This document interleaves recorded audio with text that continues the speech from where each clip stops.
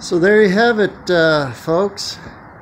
1939 Pontiac, home now, back in the garage. The rain has moved in. Doesn't this car look fantastic? Art Deco. Rolled off the assembly line, Pontiac Motors assembly line in Pontiac, Michigan. 1939. I researched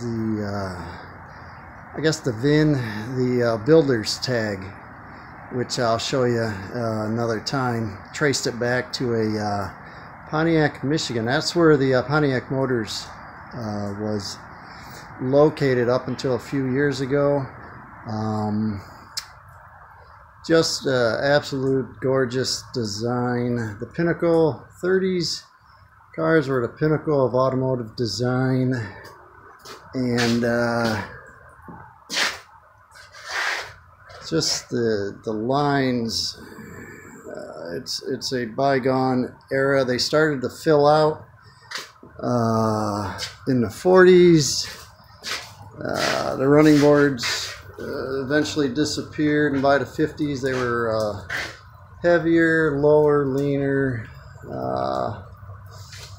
more comfortable. But this car will become my daily driver after retirement. That is my aspirations for this. Really, it's impractical to use something of this vintage as a daily driver, but I'm not practical. This, along with possibly another car from the 40s. Maybe I'll have a collection of vintage cars for my daily drivers after I retire. I'd like to have one from the 40s, an example from the 50s, and just continue in this nostalgic trip, which is crazy and very unsafe. But you know, that's me, and there's Penny. So I'll give a little bit more history.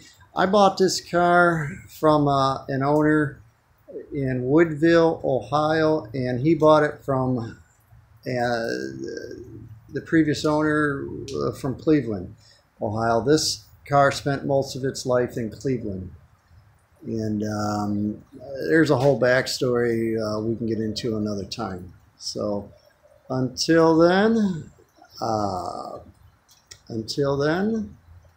happy motoring.